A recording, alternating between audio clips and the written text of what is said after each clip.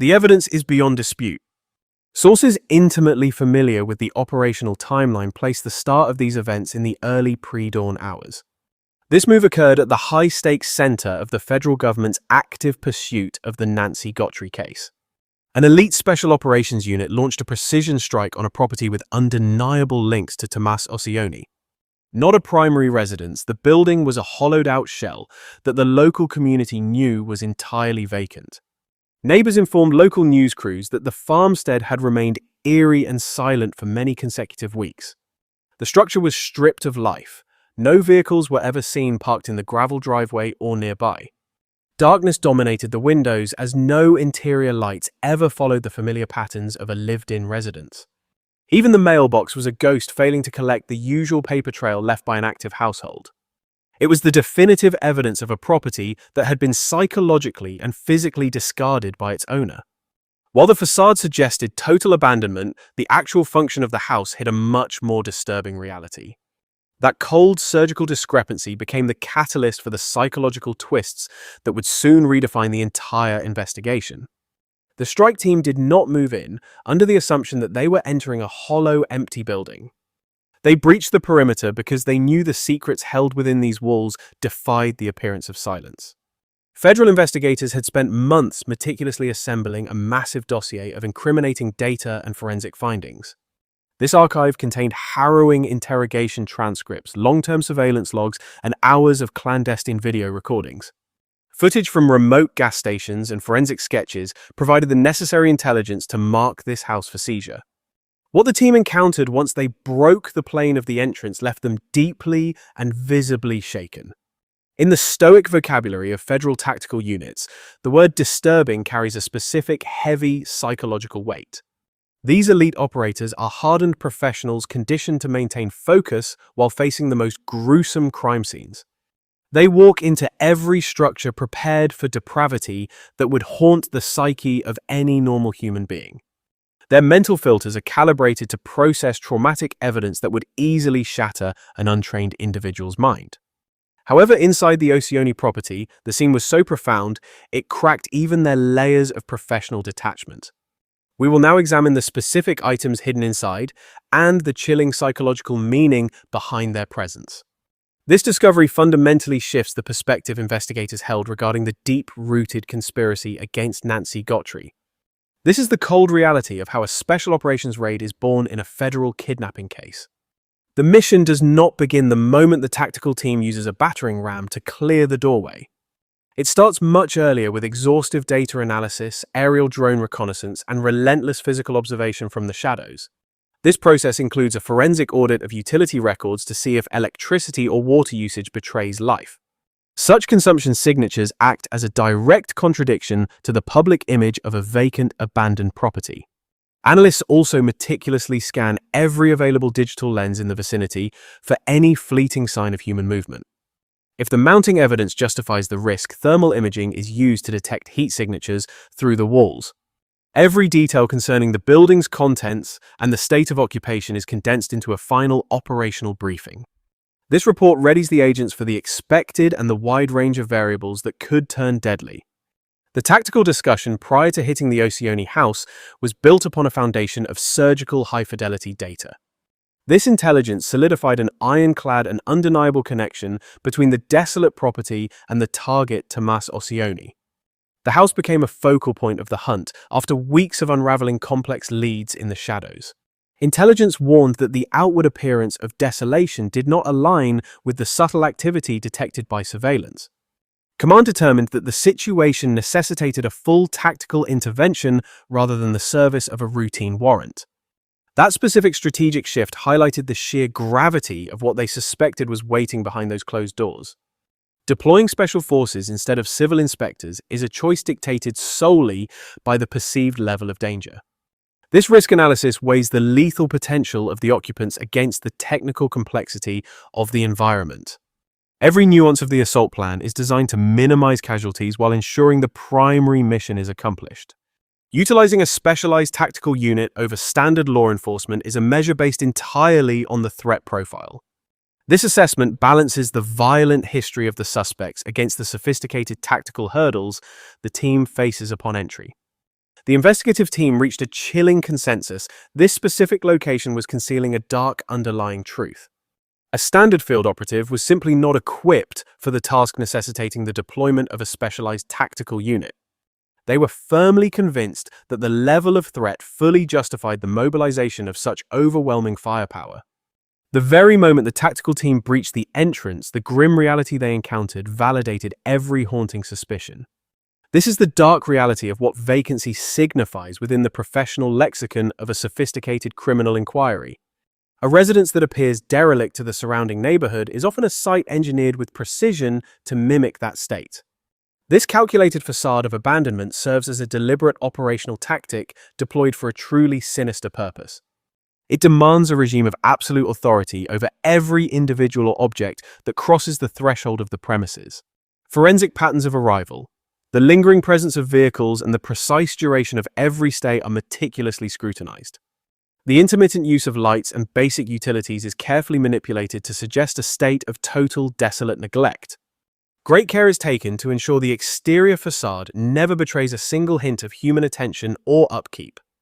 They cultivate a specific brand of decay, maintaining the hollow look of a long-term ruin or subtle structural rot. The objective is to vanish, avoiding the intrusive curiosity that a crumbling structure typically provokes in a quiet community. A house orchestrated to simulate a void while pulsing with internal movement is a specialized form of covert infrastructure. It is a hidden node within a larger logistics web shielded entirely by its own projection of utter desolation. This elaborate camouflage of ruin effectively renders the location invisible to any form of ordinary public observation. Local residents walk past the site daily, seeing nothing more than the mute, unyielding walls of a dead building. Even the most attentive casual surveillance would fail to detect any rhythmic pulse of life within those shadows. Official utility records likely reflect only the ghost-like minimal consumption expected of a completely unoccupied piece of property. With an owner who provides only the barest essentials, the property quietly slips off the radar of active public attention. That disappearance is the fundamental goal for any space that evades the light of others, serves to hide secrets. Secrets that would shatter under scrutiny thrive there, allowing for activities that would never be tolerated in civil society. In a conventionally inhabited home, neighbors would notice subtle patterns, ask questions, and eventually recall various anomalies. It serves as the perfect sanctuary for a covert network, a necessary blind spot when logistics require absolute secrecy. It is a corner of the world where no eyes linger, though the investigative branch had already flagged the property. They managed to peer through the artificial decay to decode the true tactical utility hidden beneath the silence. The tactical command that eventually stormed the site discovered the remnants of that operation in a deeply unsettling form. Those who first entered described the scene as profoundly disturbing, according to several sources intimately familiar with the matter. Here we find the true heavy significance of this specific link in the broader criminal chain of events. Within the mountain of gathered evidence, a 3-week surveillance operation of Tommaso Cioni revealed a series of troubling movements. His repetitive and methodical returns to a secondary location were meticulously logged and documented by the tracking teams. Immediately following the raid on that specific site, it became necessary to call for urgent reinforcements on the scene. What was unearthed within that building triggered a forensic breakthrough so significant it forced a total restructuring of the case. This forced a massive reallocation of investigative resources, allowing for a significant expansion of the official evidentiary record. However, the abandoned house represents a narrative scenario far more complex than the previous findings had suggested. It stands as a critical second link to Tommaso Cioni, a thread that the legal system has begun to tighten. These connections were meticulously stitched together after the initial raid and a grueling interrogation that lasted 19 hours. It is strongly suspected that this location may have been surrendered directly during a moment of psychological collapse. Or perhaps the forensic trail from items seized at the primary site pointed directly toward this next dark milestone. It is a crucial piece in the architectural puzzle of a crime that has proven labyrinthine at every stage. This judicial journey has unfolded into something far more expansive than any single piece of evidence originally suggested. That magnitude is the reality being confirmed today. The tunnel was far more than a mere solitary access point. This network was never the work of a lone actor operating within the shadows of the urban landscape. The chronological depth of the conspiracy stretched much further back than the initial forensic tests had first indicated. The planning dwarfed what surveillance caught, involving a sophisticated web of locations, technology, and encrypted communication devices. Beyond the essential personnel, the trail of physical evidence was distributed across multiple properties and strategic geographic coordinates, far exceeding the initial crime scene boundaries. That vacant house is next. It represents the new frontier that forensic expansion has finally managed to reach, confirming that the full depth of the conspiracy against Nancy Guthrie is still being mapped. This is exactly what the tactical unit found upon their entry. The full inventory from that abandoned house remains officially unconfirmed by authorities. However, details from internal sources reveal a chilling combination of findings. That specific combination defined the disturbing nature of this entire case. It wasn't one discovery, but the suffocating weight of them all. First was evidence of habitability that was merely a staged simulation. The property served a singular dark purpose, leaving physical traces throughout, which the forensic team meticulously documented and logged from the very second the property was secured. The precise organization of these items, the fact that they were staged with intentionality rather than scattered, revealing the cold, calculated nature of the discovery. These weren't everyday remains, but the physical record of a disturbingly precise operation. Investigators are now analyzing these findings to expose the wider criminal network. The second category focuses on the advanced surveillance infrastructure found on site. Like Nancy Guthrie's home, this empty shell hid a complex web of espionage. It wasn't a single device, but a sophisticated monitoring ecosystem. The hardware was so advanced, it exceeded the needs of one abduction, suggesting a broader, sinister utility, pointing toward a pattern of activity much more expansive than the original federal jurisdiction. This house was a recurring nerve center, not just a temporary hideout. This second major revelation was what truly horrified the team initially. In federal intelligence terms, such a deployment carries immense operational weight. A hidden camera in a home is a targeted spying tool. It serves a specific tactical goal linked to one criminal act. But multiple devices in a victim-dense area belong to different logistics. Permanent surveillance architecture is a systematic operational function, not a fluke. A command center in a vacant house proves a systematic surveillance program, not a crime. A program is a funded, organized structure for stalking unaware targets. That distinction is both vital and profound. If that house was the hub the kidnappers watched her there, they mapped her routines and chose February 1st to strike. If the infrastructure exceeds one operation, it could be the source of other attacks against victims not yet identified. It's the haunting question the technological arsenal forces the feds to answer. That weighed on the SWAT team. Now the third category. This final classification is what sources have guarded with extreme secrecy. They are tight-lipped about the discovery, calling them personal effects. Intimate belongings unrelated to Tommaso or the legal owners. These items belong to those held there or taken by force, or left behind when they could no longer keep them. They could be evidence of transit or something far more macabre, grim traces of the aftermath or evidence of other criminal activities tied to the same network. While no official reports have surfaced, the discovery of items belonging to neither Cioni nor any legal tenant has been verified. Inside that hollowed-out residence. The nature of these findings prompted the SWAT unit to describe the interior as a site of profound psychological horror. Federal forensic laboratories are currently scrutinizing biological fragments, attempting to piece together the identities of those they once belonged to. Detectives are retracing the journey of these objects into that desolate shell, desperate to see how they factor into the disappearance of Nancy Guthrie. After the events of February 1st, to date, not one personal artifact salvaged from the silence of that vacant residence has been scientifically tied back to Nancy herself. Furthermore, there is a total absence of forensic signatures connecting these items to any other names currently circulating in the missing persons database related to this ongoing investigation. It is still unclear whether the exhaustive forensic scrutiny of the seized objects has successfully managed to isolate a viable deoxyribonucleic acid profile. Specialists are currently hunting for latent fingerprints or microscopic traces, that can be cross-referenced against the vast archives of the federal database, yet it is the internal blueprint of the residence that has proven to be the most chilling revelation for the lead investigators. In cases where a vacant property is repurposed for criminal logistics, every single inch is mapped out with cold, functional efficiency. The way the space was ordered suggests a haunting clarity of purpose, a level of surgical foresight that points to a darker intent. This rigid operational conduct aligns perfectly with the sophisticated criminal signatures already documented throughout this sprawling investigation.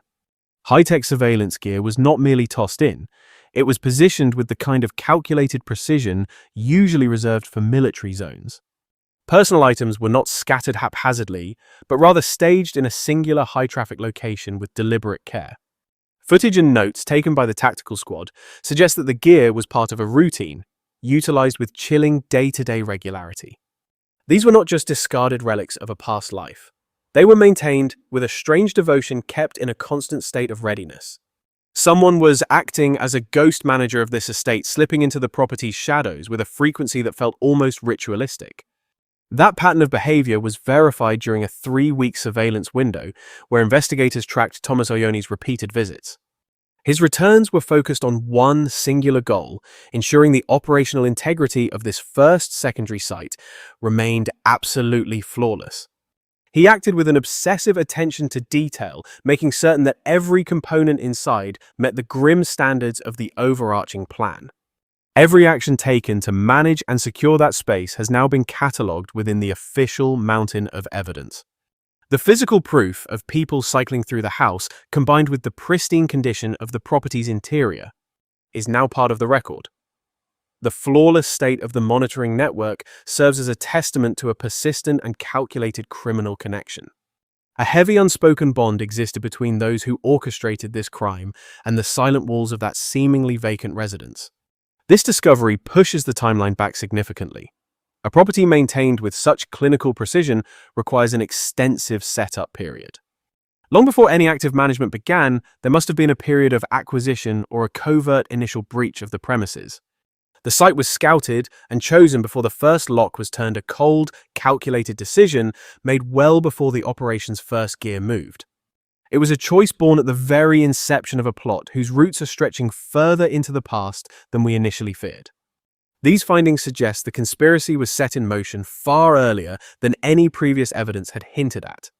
The selection of this specific empty house was the logical prerequisite for the installation of their elaborate surveillance web.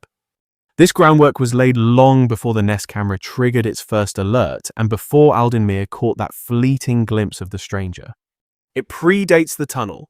It predates February 1st, and it happened long before any outward sign of horror reached the public eye. We must now examine the legal weight that the SWAT team's forceful entry carries for the impending trial of Tommaso Cioni. The tie between Tommaso Cioni and that hollowed-out home isn't just a theory, it is a bond forged in hard forensic reality. This link was meticulously constructed through an exhaustive intelligence operation that culminated after 21 days of non-stop observation. The evidence spans from his initial entry into the secondary site to the startling revelations uncovered during 19 hours of intense interrogation.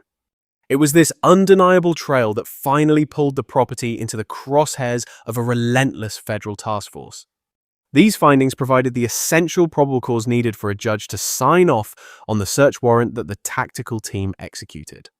Every dark secret found behind those reinforced doors is now a permanent fixture in the evidentiary file that is slowly trapping Tommaso Cioni. This holds true even if no direct witness can place him physically inside the structure on any one specific calendar date.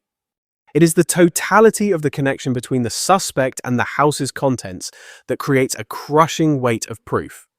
Each fragment of evidence pulled from that house brings the investigators one step closer to the final truth regarding Nancy Guthrie. The probe continues to peel back the layers of a crime defined by an almost terrifying level of premeditated planning.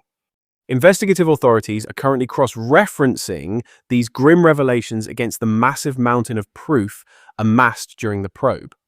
This forensic deep dive will ultimately define the specific felony counts that the hard evidence can definitively sustain in court. At this moment, those judicial conclusions are shrouded in absolute confidentiality, hidden away from the prying eyes of the public. Insiders hint that the horrors unearthed within that vacant structure have fundamentally shifted the entire scope of the prosecution's case. Fresh categories of proof have surfaced disturbing elements that were entirely absent from the initial ledgers of the formal investigation. The question lingers as to whether apprehension orders have been signed or if the indictment has been expanded with fresh federal counts. These potential criminal liabilities might haunt Thomas or any individual linked to the site through the ongoing forensic property evaluation. Formally classifying the residence as a primary scene of a crime remains a pending step in the administrative legal process.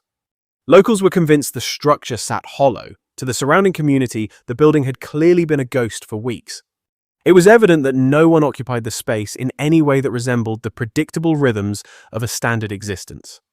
The driveway remained empty of cars and the windows stayed dark, never flickering with the glow of life at normal hours.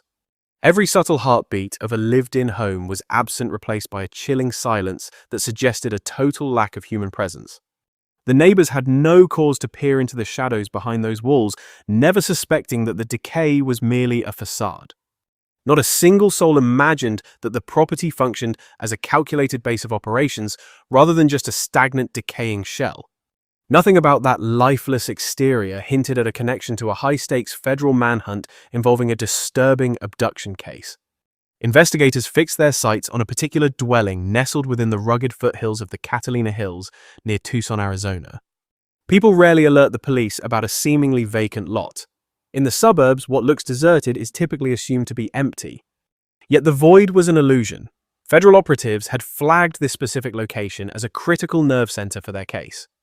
A strike team breached the perimeter, acting on the certainty that the house was buzzing with activity where it mattered most.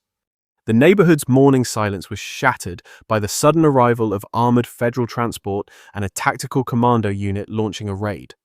Locals who had ignored the house for weeks stood frozen as the tranquil atmosphere of their street was violently torn apart. They watched from afar as yellow tape went up, blocking off the area, while tactical officers in full gear swarmed the premises. Huddled behind the police line, the stunned residents began to realize how little they truly understood about the darkness right next door. Within those four walls lay the true nature of the conspiracy and the unsettling artifacts discovered by the initial breach team. The sheer depravity of what they uncovered was so profound that it rattled the composure of even the most battle-hardened investigators. These were professionals used to processing the most gruesome and extreme criminal elements ever recorded within the state's borders. Eventually, the surrounding community will face the full, unvarnished truth when the formal court records are finally unsealed for public viewing. This clarity will emerge piece by piece as the prosecution meticulously constructs its case through the deliberate gears of the law. That lonely structure will soon be immortalized in the indictment, its dark contents catalogued in the prosecutor's official list of exhibits.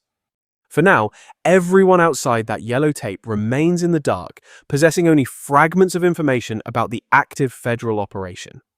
The federal government deployed an elite strike force to a house that from the curb appeared to have no pulse at all. What the agents found once they crossed the threshold proved to be a nightmare of deeply unsettling and disturbing proportions. The probe grinds forward as federal agents work tirelessly to secure some measure of justice for those who suffered in the shadows. The local community remains paralyzed by disbelief as they await the next wave of harrowing details regarding this abduction mystery.